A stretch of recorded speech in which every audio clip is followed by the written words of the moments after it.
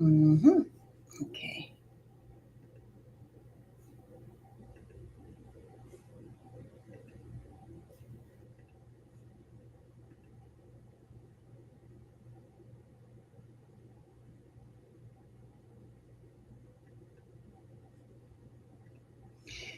All right.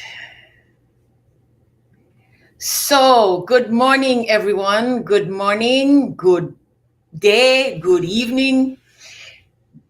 I'm Shirley Osborne. Welcome to day number 10 of my 45 days live for the Women's Leadership Circle.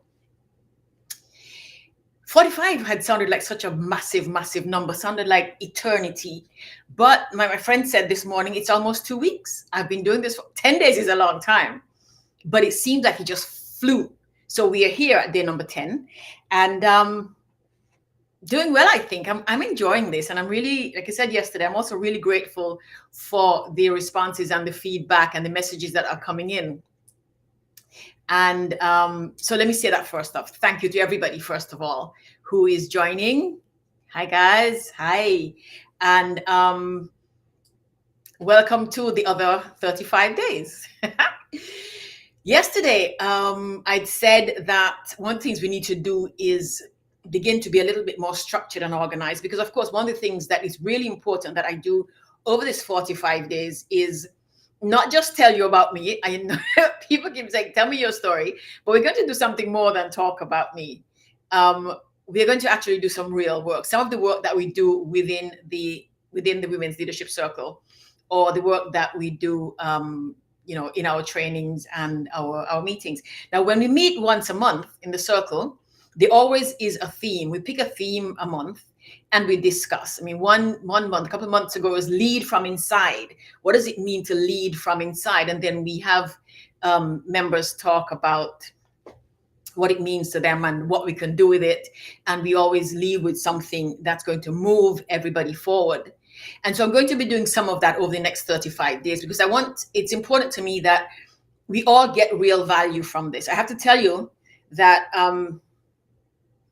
doing these 10 days already have opened up so much in me. And a lot of it is because I don't normally just tell people my story. When I'm talking to people, people ask me questions about myself and I answer. And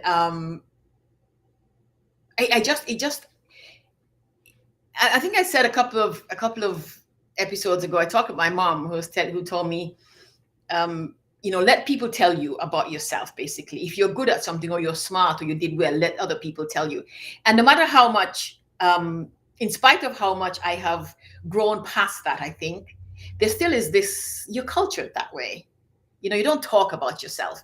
And because also, there's so many signals in our cultures that say, no, don't wait on other people. And so it shows up like that. So even when people tell me, talk about yourself, I sometimes have a little bit of difficulty doing it. But I have been doing it these last few days and it has been quite interesting. I've also been remembering things and remembering feelings. When I think about the things that I want to say, and I think about the event 10 years, 20 years, 30 years ago or what, I'm reminded of things and of people. And it's a beautiful feeling. And I thank you for that, because we don't get to do this all the time. We're so busy just doing stuff and moving around and making things happen and living our lives that we don't often take the time to look back. And then sometimes we don't want to, because, especially when you've lost people and there's sadness and melancholy and so on, you don't want to do that. But like I said, thank you for having me do some of that. It is also important, though, talking about yourself is part of what I'm going to talk to you about today, about self-exploration. One of the things that we really, really pay a lot of attention to at the Women's Leadership Circle, and all of the work that I do really actually, is whether I'm working with children or with adults, is I have people do exercises that help them get to know themselves. I think it is clear to me, no matter how you look at it, that until and unless you know who you are, you can't be quite certain what you want, why you're doing things, what you want your life to be like, whether you're living the life you really want. And the fact of the matter is that so many women, because of how society forms around us and requires that we form, because of that, a lot of women, I dare say most women, live most of our lives without doing that, because we are taught, we are socialized, we are trained that as girls, as women, our job, our primary purpose is to support other people. Whether in the home you support your parents and your siblings, or you support your partner, or you support, if you're doing politics, you support from behind. So much of what women are required to do is that. So we often don't, we avoid is probably the better word. We avoid even thinking about what we want, just so as not to stir up anything. But I contend that for our good and for the good of the people around us, it is important that we know ourselves so that we can give them the best of ourselves. It is important that we know ourselves so we can give to the world the best of ourselves, and then everybody wins. So we spend a lot of time talking about ourselves. We do a lot of questioning and digging and looking at ourselves. And some of the things, one of the most interesting ones is, you'd think it would be easier to have people look at themselves physically, but not so, and especially for women. So one of the exercises I give women all of the time, is take some time to look at yourself. Literally, stand in front of a full-length mirror, take off all of your clothes, every stitch of your clothes, and look at you. Stand and look at yourself top to bottom. Get to know every little curve and wrinkle and flaw and mole and birthmark. Get to know yourself. And you'll be amazed how many women have difficulty doing that, because we have been taught that our bodies need to look a certain kind of way. And interesting things in different parts of the world. In my part of the world, I am told that I need to put some meat on my bones. In some parts of the world, I'm told that my legs are too big. That's what they do with us women. It's, and so that just reinforces for me the notion that we really need to get to know ourselves and how we feel good, what makes us feel good. Because some people not only look better, but feel better with curves, with flesh on their bones. Some people look better and feel better when they are as lean as Jack Sprat. I don't know. Anybody who had British schooling knows that Jack Sprat could eat no fat, his wife could eat no lean. Yeah, that just came to mind. See, that's what I'm talking about. As I'm talking to you in this 45 days, all kinds of things are coming up. I have not thought about Jack Sprat in years, I promise, probably decades. But there we go, it's come up.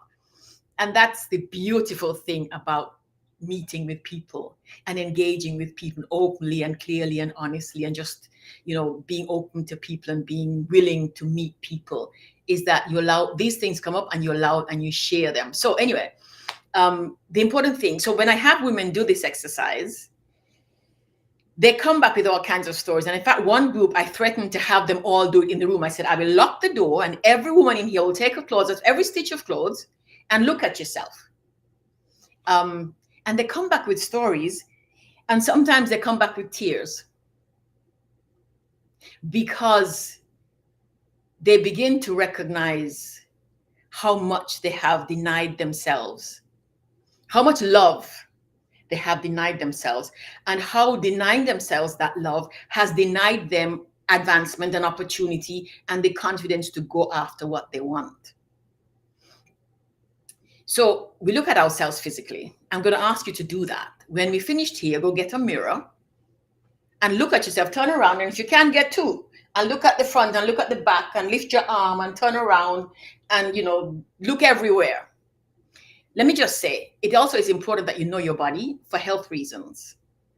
That's clear. It is important, for example, for you to know where you have moles, so that you know when one changes and it wasn't there before. And is it good? Is it okay? Is it benign? Is it nothing to worry about? So it's not just a question of, knowing your body, knowing how you look. It's a question of being able to see ahead. Because when we think of things like skin cancer, for example, that comes up. And when we think of as we age, as we get older and our skin begins to change, our bodies begin to change, and we begin to change with them and adjust and adapt. And it's a beautiful thing. I mean, I'm looking at myself, for example, and I'm liking these.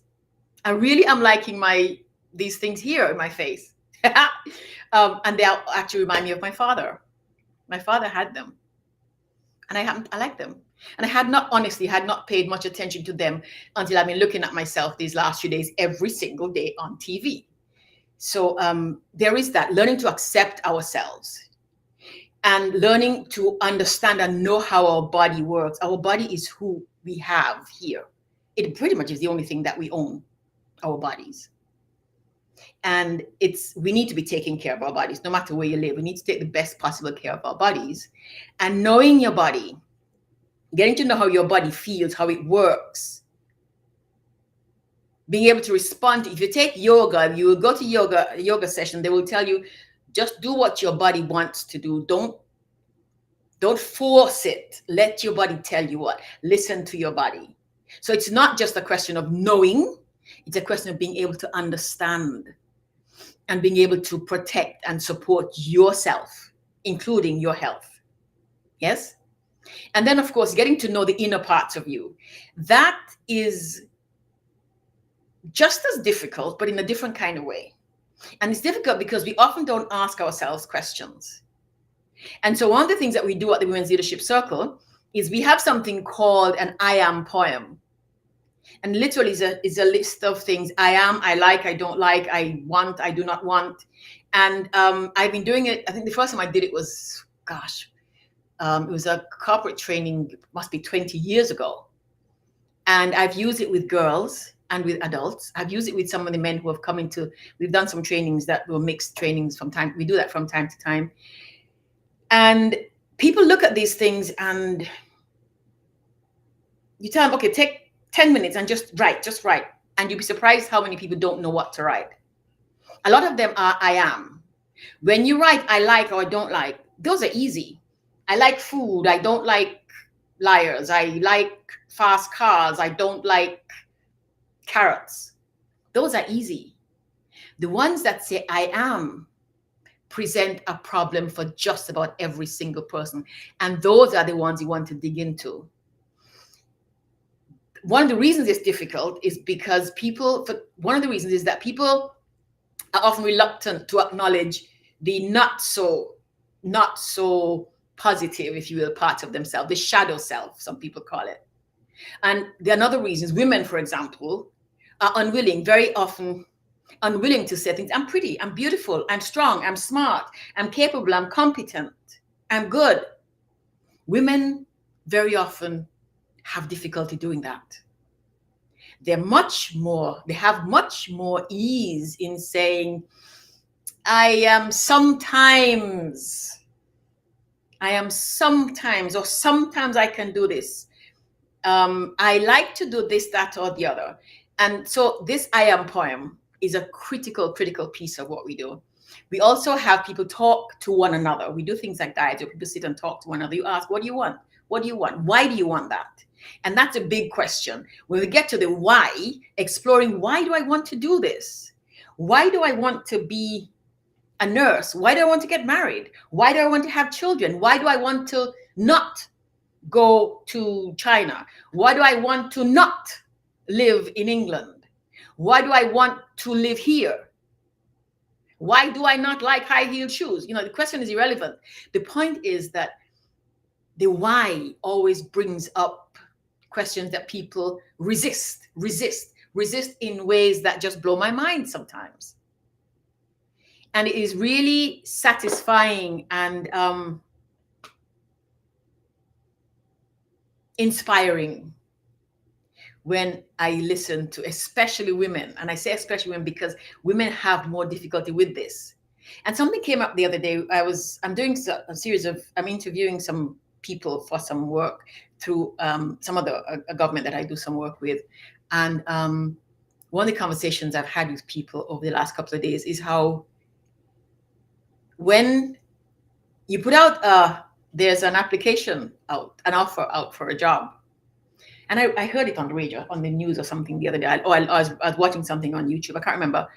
But standard is men will apply for the job even if they only fit 60-70% of the qualifications. Women insist on having 100% of the qualifications. And so I looked at some qualifications recently, and some applications for some of the jobs that I've been looking at, interviewing people for, and some of the guys don't have the qualifications, but they put the application in. Girls don't do that. Women don't do that. It's the same thing in school. Boys will jump in and try stuff, and girls will say, I'm not sure how to do it, so I'll just sit back here. And 10-1, if they got pushed and prodded and encouraged and supported, they would find, actually, you know what? I know how to do this. I can do this. I'm capable of this. And that is the kind of knowing that I'm talking about. Knowing yourself so well that you can understand what your capacities are. And when you know yourself well, two things happen that are real. Among the things that happen are two that are really, really important. One is you develop a confidence. I call a confidence in your competence. So you know who you are, you know what you're good at, you know what you'll need some help with. And the confidence in what you're good at builds.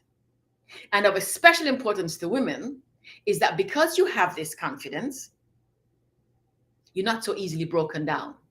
So people don't so easily, you don't so easily get offended. You don't so easily feel put down. Those things, they're not quite the same. They might sound the same, but they're not.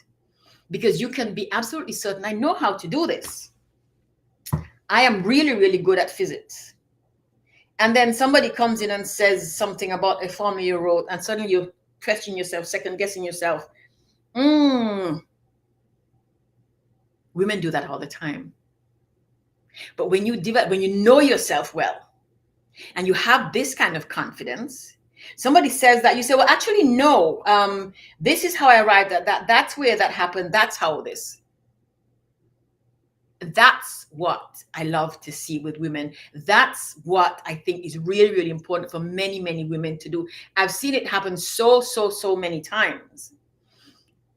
There's a thing called mansplaining, where men tell you how to do stuff. I remember once, this man I know saw me riding a horse.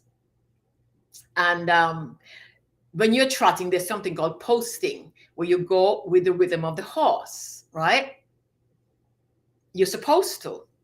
And this man said to me, you're not supposed to be going up and down when you're moving on the horse. And I said, huh? And he said, yes, I saw you riding this afternoon. You can't ride. You're not supposed to be doing that. And I looked at him, I said, have you ever ridden a horse? And he said, no. But he was telling me how to ride a horse. But because I knew how to ride a horse, I didn't question it. I didn't question myself. I told him flat out, you don't know what you're talking about. And I moved along. So what I want is for women to get into the habit of not questioning ourselves, but knowing ourselves, asking questions about ourselves so that we can be clear about our why, and that we can feel the power that comes from confidence in ourselves. When we don't have confidence, we're afraid. We work on fear. And fear has us say no to a number of things that we should say yes to, or we could say yes to, that would transform our lives. I want us to get rid of that fear. Fear is a good thing for keeping us safe. Our brain needs to be able to do that. But fear about our competence, our capacities, because if we recognize that we are good at this thing, we're really good. It doesn't matter if we're not good at that. So even if somebody has a comment to make about us not being good at that, it doesn't destroy us. It doesn't break us. It doesn't lower our confidence or our self-esteem. Okay? And when we have the confidence, what we're also doing is loving ourselves. Yes, yes. One of the reasons we don't love ourselves is because we we love ourselves so little is because we have been taught that we are so little. Everything around us tells us that we are not enough. We are not enough. Not strong enough, fat enough, skinny enough, pretty enough, tall enough, short enough, white enough, brown enough. Legs are too big, legs are too small, bust is too big, bust is too small. Okay? And just before I go, the last thing I want to say is when you know yourself, you present to people in a way that is consistent. People recognize that, people get to know that, and gets to support you. A perfect example is my hair. Look at my hair. I actually had my hair combed. Somebody made me comb my hair 2 days ago. I don't comb my hair. I wash my hair, make sure it's clean and oiled, and I don't comb my hair. I've always been like that. As a child, and as a black child, I had to have my hair plait, braided every day. My mother wasn't very good at that. So every day I'd take my little jar of oil, Vaseline with coconut oil or whatever, Ultra Sheen, Dax or whatever it was, and I'd go down to Estelle and I'd sit between her legs, between her knees, and she'd plait my hair. I didn't like it because you have to keep still. And if you move too much, you get your head knocked about. We laugh about it now, but in my case, I had a sister who was, let's just say we're a different temperament. And so my sister would sit and her hair would be done in like 2 minutes flat, and it was done, and she's gone. Me, to get 5 plaits in my hair would take forever. And so I used to suffer. They'd tug me, pull me, clamp me with their legs, you know. And besides, the notion of sitting still in the hairdressers for 2 hours to get all combed and twirled and no, it doesn't work for me. So I make sure my hair is washed and it's oiled and it's clean and it smells good and it's fine. And right now it's in this state because I had it done. And now in a couple of days, it's going to be the way I love it. Everybody in my life knows that. Everybody in my life knows about Shirley and her hair. And when I walk into a room and they see my hair, they do one of two things. Either say, my God, why wouldn't she comb her hair? Or they say, I like your hair. And eventually they get to know, well, my hair is not me. India Ari has a song like that. I am not my hair. For other people, it's lovely. My sisters spend time doing their hair. I have lots of sisters and friends who do that, and they look beautiful, and it's perfect for them. But for me, no. That is who I am. That is who I am. When I walk, I'm going 1,000 miles an hour. Everybody knows that. So if you're walking with me, you have to keep up. Yes? And they adapt and adjust. And that's the beautiful thing about knowing yourself and presenting yourself in all your authenticity. People respond. People respond and they receive you as that. If you don't have that, then they make you into what they want, which is what happens with women all too often. Which is what my sisters, I want you to not do. My brothers, please don't ever do that with women. Allow us to explore, as a matter of fact, support us in exploring and discovering and knowing who we are, and let the extraordinary in us come out. That is the beauty in us. And that is the beautiful thing you want in a relationship with yourself or with somebody else. So explore yourself. Do some exploration. Tomorrow we'll talk some more about this. We move on to something. Tomorrow I'll actually give you a couple of exercises you can do, and I'll actually put on the website the link for the I Am poem for those of you who would like to try it. It's a really interesting exercise, and you what I do is I have it as a poem that I say to myself. I know you can actually use it as affirmations. And interestingly enough, a few months ago, a woman called and said, Shirley, you remember you had a I Am poem some months ago? Well, I'm doing some work and I'd like to, because it inspires me. All of those beautiful things come of exploring yourself. So let's do some more of that. Let's do that. Again, I'll put the link on the website and you guys can go and check it out. And have a look, keep having a look at the website, shirleyosborne.com. Go explore the leadership circle. We meet once a month. Make sure you're in this month. It is really, really cool and fun. And check out S Cubed and also the monthly. The monthly is a cool one. Well, they're all cool, but so it has been wonderful talking to you today. I look forward to tomorrow. Do some exploration tonight. Your exercise for tonight. Take off your clothes, stand in front of your mirror. Take off your clothes, just stand, let the light shine on you. Explore yourself. And if you will, you can drop me some notes in the comments or DM me or something and tell me if anything came up for you. Yes? Let me know how you feel about this. They also are some exercises we do. You kind of look yourself in the eye. We'll talk about that tomorrow too. The difference between looking at your body and looking yourself in the eyes. All right? So have yourselves a lovely day if it's early in the day for you, pleasant afternoon, evening, and a lovely, lovely restful night if it's nighttime for you. I'll see you tomorrow. Take good care.